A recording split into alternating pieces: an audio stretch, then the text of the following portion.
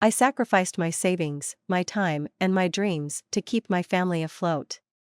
But when they demanded I sell my house, the one thing I'd ever truly owned, I snapped. What happened next wasn't just karma. It was war. My brother Alex, 31, didn't just ask me to sell my house. He and my sister Maya, 28, orchestrated a campaign to destroy me. They leaked private texts, doctored photos to make me look cruel, and even convinced my parents I'd stolen from them. But the worst part? They didn't stop there. When I refused to budge, Alex threatened to sue me for emotional abandonment, and Maya vowed to ruin my career. Alex, who'd always dreamed of being a big-shot physician, had built his life on scholarships and my help with tuition. Maya had drifted from passion project to passion project, fashion design, cooking classes, even a brief stint as a dog groomer influencer. My parents, nearing retirement but chronically broke, seldom questioned my siblings' behavior. Instead, they sided with them again and again. Then came the twist, their lies unraveled in ways I never imagined. Alex's medical license was revoked. Maya's bakery burned to the ground, and the fire marshal traced it back to faulty wiring she had ignored. My parents, drowning in debt they'd hidden for years, begged me for a lifeline. But this time I let them sink. I've always been the family's go-to problem solver. At 12, I set up a lemonade stand to cover Alex's asthma medication when my parents conveniently forgot to pick up his prescription. At 22, I missed my own college graduation to bail Maya out of jail after her DUI, then drove her to rehab the next day. By 30, I'd sunk nearly $80,000 into their endless emergencies and Alex's tuition to get him his medical degree, all while crashing on a friend's couch because I couldn't afford a place of my own. Alex had always been the golden child, top of his class, well-spoken, a real charmer. When he announced he'd pursue medicine, my parents bragged to everyone about how he'd save lives and bring honor to the family. Maya was the dreamer. She flipped from art school to culinary classes, eventually settling on her bakery idea. Despite the constant chaos, I believed they had potential. Maybe that's why I kept giving them chance after chance. But the house? That was my turning point. After a decade of saving every spare cent, I bought a rundown fixer-upper on the outskirts of town. It wasn't glamorous, peeling paint, creaky floors, and a roof that leaked when it rained, but it was mine. I spent months repairing it, pouring my sweat and weekends into making it livable. It was the first thing I'd ever had that was truly mine. The day I moved in, my mom stood on the porch, arms crossed, and said, "This place is too big for just you. You should rent out the rooms. Family comes first." That should have been my first warning, but the house wasn't just a home, it was my escape plan. My sanctuary. The one place where I didn't have to answer to anyone, where I could finally breathe without their constant chaos suffocating me. That is, until they smashed through the door, figuratively and literally, demanding I hand over the keys. I, 38, got a whole lot of problems, and all are related to my family. My brother Alex wasn't just any doctor, he thrived on the prestige that came with his white coat. Years earlier, I'd watched him charm every professor in med school with his effortless confidence, all while dodging tuition bills I ended up paying. His wife, Anna, was an aspiring momfluencer who had a knack for twisting reality to fit her brand. She posted gleeful selfies about family unity while secretly messaging me for more handouts. My sister Maya, 28, had tried a half-dozen ventures, hair salons, gift shops, even a dog walking service, before landing on her bakery business. She had a flair for social media hype, but when the cameras were off, she cut corners at every turn, ignoring safety standards and skipping payments to vendors. She'd hide behind her sweet smile and pastel Instagram feed until the bills caught up with her. My parents had always been dreamers, forever chasing some nebulous idea of success. Dad used to dabble in real estate deals, never quite finishing what he started. Mom? She jumped between part-time bookkeeping jobs, insisting she was too creative for a regular 9-to-5. Both of them relied on me to fill the gaps. I knew they are my biggest problems, but I also knew that they were family, my only family as I was child-free by choice and without a partner. But that all changed, on the day they came for the only thing I had for myself, my house. Alex arrived first, his wife Anna trailing behind, a smug smile plastered on her face. Maya followed soon after, clutching a folder of papers. There was no preamble. "We've been talking," Alex said, settling into my couch like he owned the place. "About how to make things better for the family." Maya nodded eagerly. "There's a 6-bedroom house on Sycamore Lane," she said, pulling out a glossy Zillow printout and laying it on my coffee table. "We could all live there. It's perfect for Alex's kids, and there's even a finished basement where Mom and Dad could stay when they visit." I stared at them. "Okay, and?" Alex leaned forward, his voice calm but insistent. "And we need you to sell this place to make it happen. Your equity will cover the down payment." I blinked, my stomach dropping. "You want me to sell my house? The house I worked my entire adult life to buy?" Anna, who had been unusually quiet, finally spoke.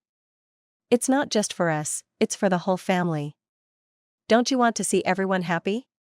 Her tone was honeyed, but her eyes glinted with something colder.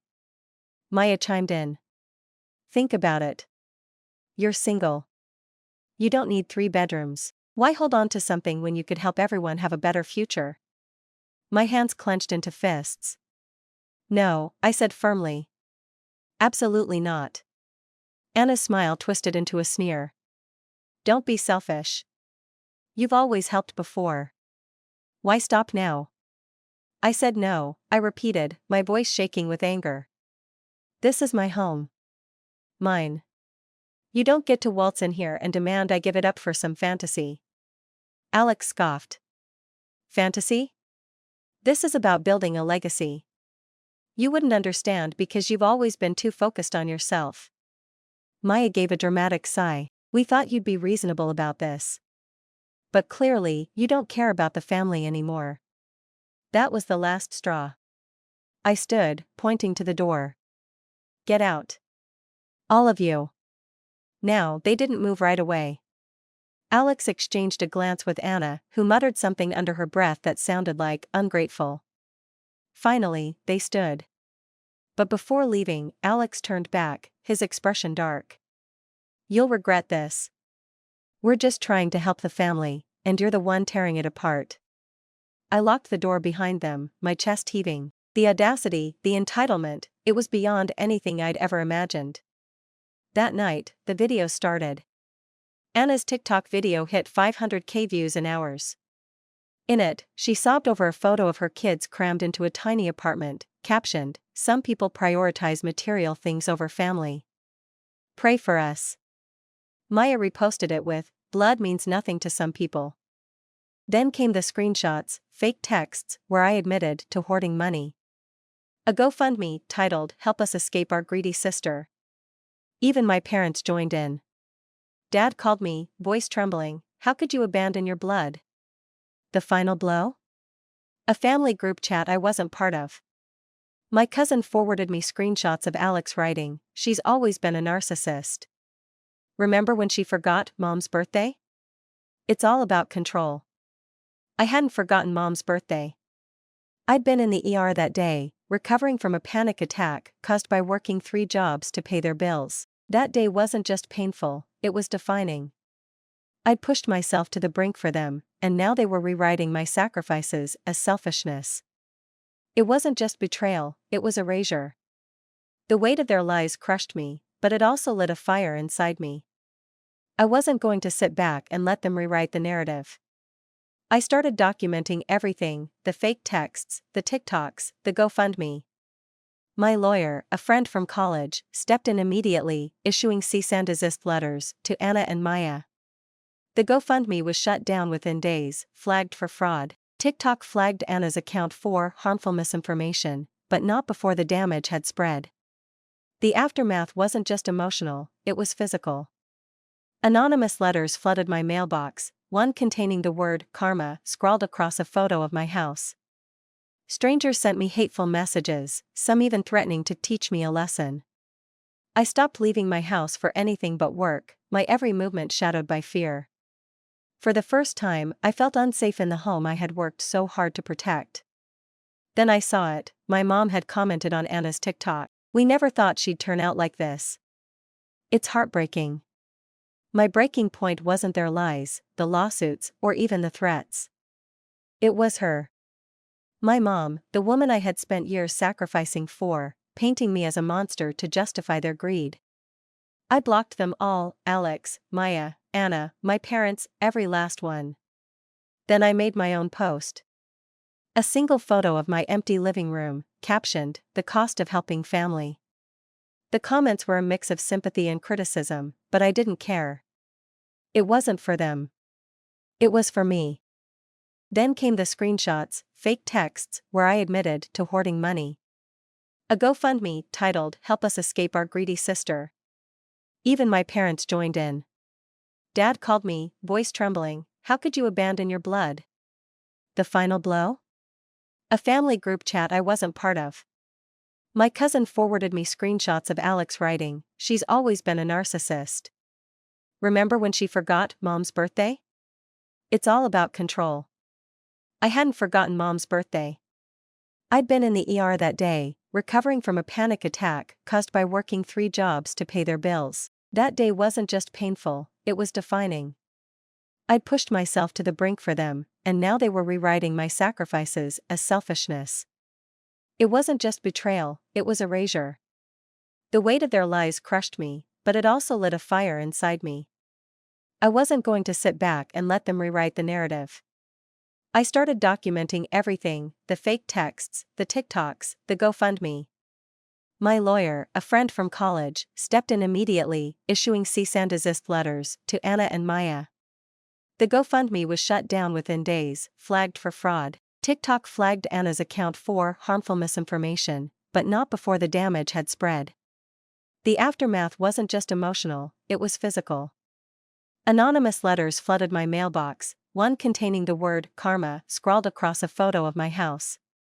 Strangers sent me hateful messages, some even threatening to teach me a lesson. I stopped leaving my house for anything but work, my every movement shadowed by fear. For the first time, I felt unsafe in the home I had worked so hard to protect. Then I saw it: my mom had commented on Anna's TikTok, "We never thought she'd turn out like this." It's heartbreaking. My breaking point wasn't their lies, the lawsuits, or even the threats. It was her. My mom, the woman I had spent years sacrificing for, painting me as a monster to justify their greed. I blocked them all: Alex, Maya, Anna, my parents, every last one. Then I made my own post. A single photo of my empty living room, captioned, "The cost of helping family." The comments were a mix of sympathy and criticism, but I didn't care. It wasn't for them. It was for me. But the final blow came from my parents. They'd taken out not 1, not 2, but 3 mortgages in my name, using paperwork stolen from my old college files. Somehow, they'd convinced a small-town bank officer, an old friend of my father's, that I had given them power of attorney. A few notarized forms with my forged signature later, and they'd pocketed tens of thousands under the guise of supporting our family home. When the bank called to confirm my foreclosure notice, I almost dropped the phone. The loan officer grew silent when I explained I'd never applied for a single mortgage with them. By then, my credit was ruined, but at least I had enough evidence to file a fraud report and cut my parents off for good. That night, they showed up on my doorstep with suitcases in hand. "We have nowhere else to go," my mom whispered, her voice trembling as if she were the victim. My dad stood stoically behind her, clutching his vintage leather briefcase as if it contained the answer to their problems. I opened the door just wide enough to hand her a folded piece of paper. "What's this?" she asked, her voice wavering. "A list of homeless shelters," I replied coldly. "Try one of these." My mom's face crumpled, her tears flowing freely as she fell to her knees. "We're your parents," she sobbed. "We raised you. How can you be so heartless?" "Heartless?" I repeated. "You stole my future to finance your lies. I'm done being your doormat." The weeks that followed were chaos. Alex's trial became the local scandal of the year. Maya's bakery lawsuit was splashed across headlines. And my parents? They tried every tactic imaginable: guilt, threats, public humiliation. My dad even emailed my boss, accusing me of elder abuse for refusing to house my parents in their time of need. Their smear campaign backfired spectacularly. Family friends who had once sided with them began reaching out to me, apologizing for believing their lies. Some even cut ties with them completely. But the real vindication came in the form of a voicemail from Alex. His voice was hoarse, broken. "I'm sorry," he said, his words slurring slightly. "I know I messed up. But I just wanted you to know, they took everything from me too." The line went dead before I could respond. Freedom tastes like espresso in Paris, where I spent New Year's Eve watching fireworks light up the Seine. It tastes like freshly baked croissants and the quiet solitude of my home, decorated with art that's meaningful to me, art they dismiss as frivolous. Freedom feels like the stillness of a house that's truly mine, where no one bangs on the door with demands or screams for help in the dead of night. But freedom isn't without its thorns. Alex, predictably, filed a lawsuit claiming I'd sabotaged his career. His evidence? A voicemail where I said, "I won't bail you out again." He claimed it showed malice on my part and a refusal to uphold family loyalty. The judge was less than sympathetic. She threw the case out after barely an hour, calling his claims baseless and questioning whether he understood what evidence was required in a court of law. Alex stormed out of the courtroom, his reputation further tarnished, grumbling about how no one respects family values anymore. Maya's downfall was equally inevitable, but far more poetic. After her bakery burned down, her financial woes came to light. Vendors she'd stiffed started coming forward, revealing months of unpaid bills. A local journalist picked up the story, exposing the depths of her mismanagement, ignoring safety standards, cutting corners with suppliers, and dipping into her employees' paychecks to fund her shopping habits. Her name became synonymous with entitlement and failure, and any goodwill she'd garnered in the community evaporated overnight. And my parents? They're adrift, clinging to anyone who will take them in. Without me as their safety net, they've turned on each other. Alex accused Maya of stealing his wife's jewelry to sell for quick cash. Maya fired back by accusing Alex of ruining the family with his arrogance and blaming him for their estrangement from me. My father, increasingly fed up with my mother's scheming, reportedly told her she was the reason our family fell apart. My mother retaliated by dredging up every mistake he'd ever made, turning family dinners into shouting matches that had even their most loyal relatives begging them to leave. Meanwhile, I've been savoring the silence. My days are filled with peace, purpose, and the kind of joy that comes from knowing I no longer have to clean up their messes. I don't regret walking away. For the first time in years, I feel like I can breathe. The irony is, their implosion was inevitable. I just stopped being their scapegoat. Let them drown in the chaos they've created. I'm busy building a life worth living. Cutting them off wasn't easy. Holidays are quiet. Birthdays pass without calls. Sometimes, I wonder if I'm the monster they painted me as.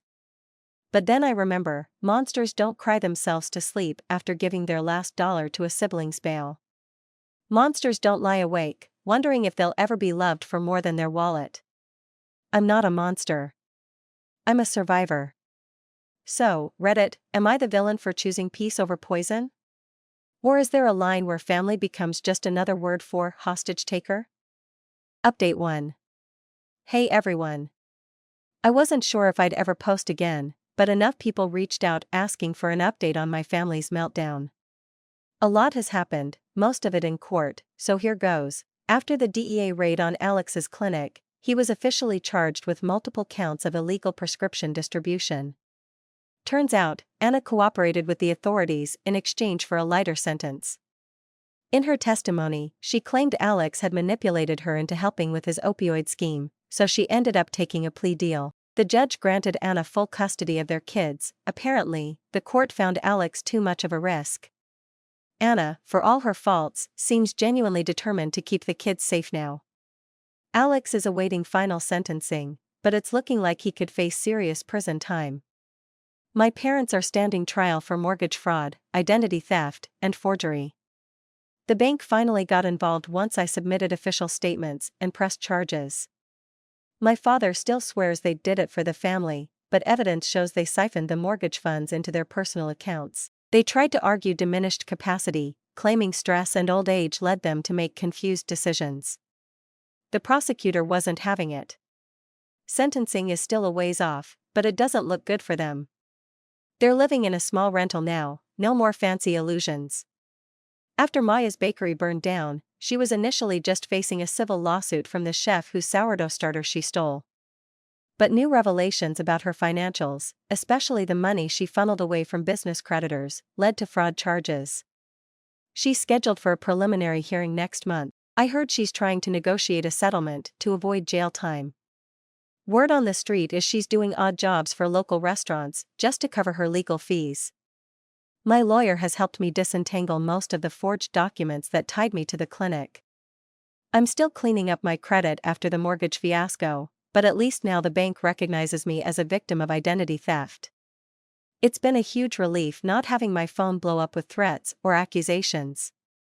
When I do hear from extended family, they're mostly apologizing for ever believing my siblings' smear campaign. I'm still in my house, thankfully. The peace and quiet feel surreal at times. I've started renovating the spare bedroom to use as a personal workspace. After all this, I figure it's time to invest in my dreams instead of someone else's. I won't pretend it's easy. Seeing my parents in court was heartbreaking, even after everything they did. And as infuriating as Alex and Anna were, part of me feels sorry for the kids who'll grow up dealing with that legacy. But I know I can't sacrifice myself anymore. Thanks to everyone who sent supportive messages and shared your own stories about cutting toxic ties. It helps to know I'm not alone in this. If anything major changes, I'll let you know, but for now, I'm finally free to breathe. Hey, did you love this story? Subscribe and turn on notifications for more.